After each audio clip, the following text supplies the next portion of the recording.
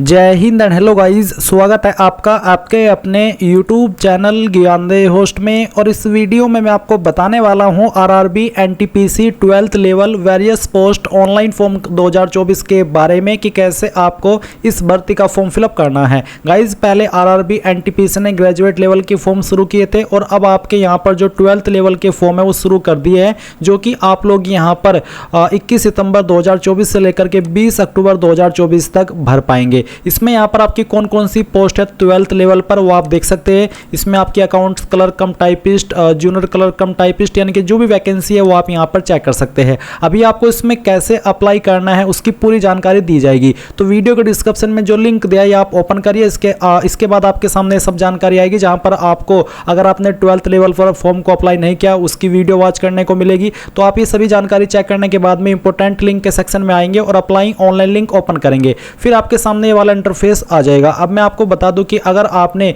इस वाली वेबसाइट का इस्तेमाल करके आरआरबी एनटीपीसी ग्रेजुएट लेवल या फिर रेलवे के अंदर जो रिसेंट में फॉर्म आए हैं वो भरा है तो आपका अकाउंट बना हुआ होगा। आप ऑलरेडी हैव एन अकाउंट, इसके ऊपर क्लिक करके आपका रजिस्टर्ड मोबाइल नंबर या ईमेल एड्रेस और साथ ही पासवर्ड का इस्तेमाल करके लॉगिन कर लेंगे। पर गाइज, अगर आप यहां पर फ्रेशर है, इस वेबसाइट का इस्तेमाल करके अभी तक कोई भी फॉर्म नहीं भरा, तो आप क्रिएट एन अकाउंट इसके ऊपर क्लिक करेंगे और यहां पर भी आपको यही नोट दिया है कि अगर आपने पहले से फॉर्म भर रखा है इस वेबसाइट का इस्तेमाल करके इनमें से कोई भी, तो आपको नया अकाउंट बनाने की आवश्यकता नहीं है, आप पहले से लॉगिन कर लीजिए। पर गाइज, आप तो फ्रेशर है इसलिए अब आप यहां से इसको ओके कर दीजिए। अब गाइज, यहां पर मैं आपको एक स्पेशल जानकारी दे रहा हूं जो कि आपके लिए काफी इंपॉर्टेंट रहेगी। तो गाइज, जैसे कि आपकी आरआरबी एनटीपीसी 12th लेवल की वैकेंसी शुरू हो चुकी है, फॉर्म शुरू हो चुके हैं, तो गाइज उसके लिए आपको कहां से प्रिपरेशन करनी है वो आपको बताया जा रहा है। तो आप एग्जाम दौर का ये यहां पर नोट्स खरीद सकते हैं, जो कि अंडर ग्रेजुएट की जो पोस्ट है उनकी प्रिपरेशन के लिए आप यूज कर सकते हैं। और कोई इसका इतना बड़ा वैल्यू भी नहीं है, सिर्फ आप इसको 59 रुपए में खरीद सकते हैं। जी हाँ, सिर्फ 59 रुपए में। और इसमें आपको कनिष्ठ लिपिक, सह टंकक, लेखा लिपिक, यानी कि जो भी पोस्ट है वो सभी कवर की गई है। साथ ही साथ इसमें यहाँ पर आपके बेस्ट क्वेश्चन को तैयार किया गया है और आपको बोला है कि रेलवे के गत परीक्षाओं में आए हुए प्रश्नों पर आधारित इसको तैयार किया गया है। काफी मेहनत से इसको तैयार किया गया है। इसमें 3500 से प्लस अधिक प्रश्नोत्तर का संग्रह है और इसका जो प्राइस है मैं आपको बता ही चुका हूं। तो वीडियो के डिस्क्रिप्शन में इसको बाय करने का लिंक दिया है, यहां पर गाइज आप इसके जरूर लीजिएगा, क्योंकि चाहे आप कहीं से भी प्रिपरेशन करें किसी भी बैच से, चाहे ऑनलाइन चाहे ऑफलाइन वाली, ये उसमें 4 चांद लगा देगा अगर आप इसको अलग से परचेज करके इस वाले पीडीएफ को प्रिपेयर कर लेंगे। अगर आपने प्रिपेयर कर लिया तो आपके अच्छे खासे नंबर तो बन ही जाएंगे। और बाकी जो आप प्रिपरेशन कर रहे हैं वो करते रहिएगा। और वीडियो के डिस्क्रिप्शन में इसको बाय करने का लिंक दिया है, ज़्यादा कोई बड़ा अमाउंट नहीं है, इसलिए मैं आपको कह रहा हूं कि कहीं से भी नॉलेज मिले उसको इकट्ठी करनी है, क्योंकि बार बार मौका नहीं मिलेगा। तो जाइए इसको बाय कर लीजिए, कोई सवाल डाउट हो तो पूछ लीजिएगा। इसके लिए सबसे पहले कंट्री ऑफ नेशनलिटी में आप इंडिया सेलेक्ट करेंगे, फिर पर्सनल इंफॉर्मेशन में जो भी आपका नाम 10th के सर्टिफिकेट के अकॉर्डिंग है वो आपको यहाँ पर डालना है, उसको दोबारा से डाल करके आपको वेरीफाई कर देना है। अगर आपने 10वीं के बाद में आपका नाम बदला है तो यस करिए, नहीं तो आपको नो करना है। फिर जो भी आपकी डेट ऑफ बर्थ है वो आप यहाँ पर कैलेंडर के ऊपर क्लिक करके सिलेक्ट कर लेंगे, पहले ईयर, फिर यहाँ से आपका जो भी मंथ है वो, और उसके बाद में डे, एंड देन उसको दोबारा सिलेक्ट करके वेरीफाई कर लेंगे। फिर आपको आपका जेंडर सेलेक्ट करना है, उसको दोबारा सेलेक्ट करके वेरीफाई कर लेना है। फिर फादर नेम डालेंगे, फादर नेम को दोबारा डाल करके वेरीफाई कर लेंगे। उसके बाद मदर नेम डालना है, मदर नेम को दोबारा डाल करके वेरीफाई कर देना है। फिर आता है आपका आधार कार्ड का नंबर, तो आप आधार कार्ड नंबर डालिए और वेरीफाई यूजिंग आधार इसके ऊपर क्लिक कीजिए। अगर आपके पास आधार कार्ड नहीं है तो आप I do not have Aadhaar card इसके ऊपर क्लिक करके यहाँ पर I do not have Aadhaar card इसके ऊपर क्लिक कीजिएगा और फिर इनमें से कोई भी एक आईडी आपको सेलेक्ट कर लेनी है एंड देन उसका जो भी नंबर है वो यहाँ पर डालना है। इश्यूइंग अथॉरिटी बतानी है कि कौन सी अथॉरिटी के द्वारा आपका ये आईडी जारी हुआ है और कहां से जारी हुआ है, उस स्थान का नाम भी आपको देना होगा। पर अगर आपके पास आधार है तो फिर आपको ये देने की आवश्यकता नहीं पड़ेगी। फिर आप यहां पर आपका ईमेल एड्रेस डालेंगे और जनरेट ईमेल ओटीपी पर क्लिक करेंगे तो आपकी ईमेल पर एक ओटीपी जाएगा जो कि आप यहां पर डाल देंगे। फिर नंबर डालेंगे सेम वे में और मोबाइल वाला जो ओटीपी है वो जनरेट करेंगे और उसको यहां पर डाल देंगे। एंड देन आप यहां पर एक पासवर्ड बनाएंगे। पासवर्ड के अंदर आपके इंग्लिश का कैपिटल लेटर, स्मॉल लेटर, साथ ही साथ कोई एक स्पेशल कैरेक्टर भी होना चाहिए। तो कुछ इस तरह का पासवर्ड बना लेंगे और फिर इसको दोबारा डाल करके वेरीफाई कर देंगे।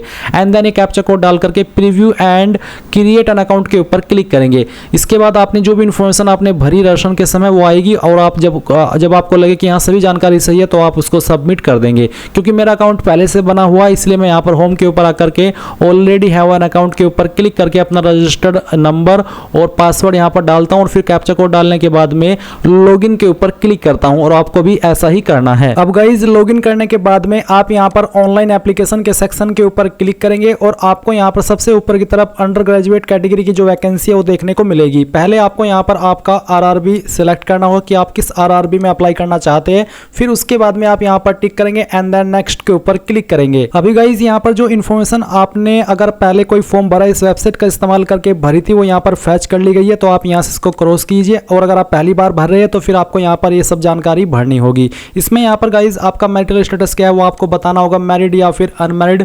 इसके अलावा फिर यहां पर जो आपका रिलीजन है वो आपको सिलेक्ट कर लेना है। एंड देन क्या आप जो फीस एग्जाम्पशन मिलता है क्या आप वो लेना चाहते हैं, अगर हाँ तो यस, नहीं तो आप यहां पर नो कर देंगे। फिर यहां पर मदर टंग यानी कि मातृभाषा क्या है वो आपको यहां पर सिलेक्ट कर लेनी है। एंड उसके बाद में यहां पर गाइज आपको choice of language for examination यानी कि एग्जाम के लिए कौन सी लैंग्वेज आप रखना चाहते हैं वो आप सिलेक्ट कर लेंगे।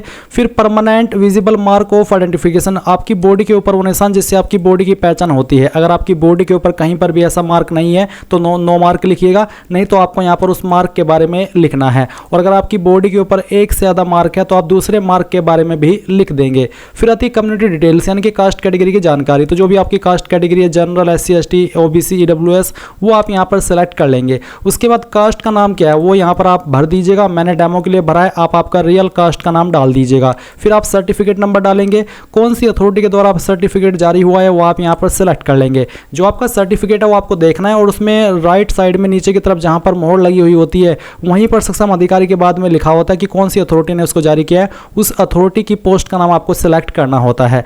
कौन सी स्टेट के द्वारा जारी हुआ है वो बताएंगे, कब इशू हुआ है वो डेट सेलेक्ट कर लेंगे।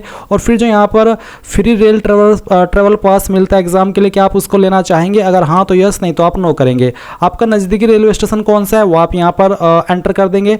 एंड देन यहाँ पर आपको कास्ट सर्टिफिकेट अपलोड करना है जिसका फॉर्मेट PDF का और साइज 500 KB से नीचे होना चाहिए। तो फाइल सेलेक्ट कीजिए और यहाँ पर सेव के ऊपर क्लिक कर दीजिए। अभी यहाँ पर आपके सामने पोस्टल एड्रेस आएगा, तो आपका जो प्रेजेंट एड्रेस है पहले आपको भरना है। तो आपकी जो भी स्टेट है वो सेलेक्ट कर ले, फिर आपकी डिस्ट्रिक्ट, उसके बाद में आपका जो एड्रेस है वो भरना है। विलेज, टाउन, सिटी का नाम यहाँ पर दे देना है। आपका जो पिन कोड है वो यहाँ पर डाल देना है। और अगर आपका प्रेजेंट और परमानेंट एड्रेस एक ही है, अलग अलग नहीं है, तो आप यहाँ पर इस बॉक्स के ऊपर टिक कर दे। और अगर अलग अलग है तो अनटिक करके अलग से भर दे। उसके बाद सेव करें और फिर नेक्स्ट के ऊपर क्लिक कीजिएगा। नेक्स्ट के ऊपर क्लिक करने के बाद यहाँ पर कुछ सवालों के आपको आंसर करने हैं, जैसे कि क्या आप एक्स सर्विसमैन है, अगर हाँ तो यस, नहीं तो आप नो करेंगे। क्या आप विकलांग है, अगर हाँ तो यस, नहीं तो यहाँ पर आप नो कर देंगे।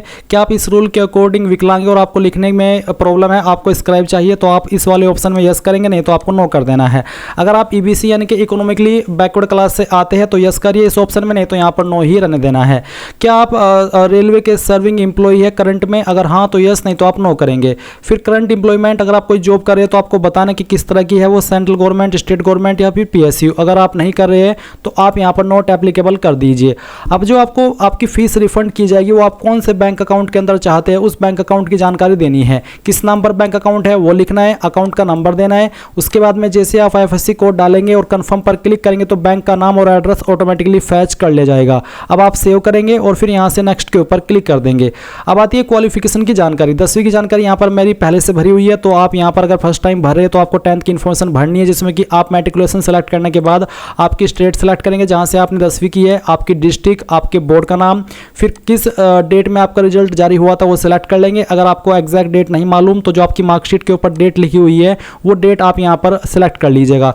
10th का रोल नंबर डालेंगे और उसके बाद में जो आपकी 10th की मार्कशीट है वो आपको अपलोड करनी है। इसका फॉर्मेट भी PDF का रखा है और साइज 500 KB से कम होना चाहिए। अब आप इसको सेव कर देंगे और वो जानकारी आपकी यहाँ पर इस तरह से आ जाएगी। फिर आप यहाँ पर सेकंड क्वालिफिकेशन देंगे, जैसे कि यहाँ पर अगर आप ग्रेजुएट लेवल पर अप्लाई करें तो बैचलर डिग्री सेलेक्ट करना है, क्योंकि आप यहाँ पर 12th लेवल की पोस्ट पर अप्लाई कर रहे हैं तो आप 12th सेलेक्ट कर लेंगे। फिर आपको डिसिप्लिन में ये वाला ऑप्शन भी सिलेक्ट कर लेना है। आपकी स्टेट बतानी है जहाँ से 12वीं की है, डिस्ट्रिक्ट बतानी है और डिस्ट्रिक्ट कौन सी है, बोर्ड का नाम आपका क्या है 12वीं का वो आप यहाँ पर भर देंगे। रिजल्ट की डिक्लेरेशन डेट क्या है वो आपको यहाँ पर सेलेक्ट कर लेनी है। इस तरह से जो भी है वो आप यहाँ पर सेलेक्ट कर लीजिएगा।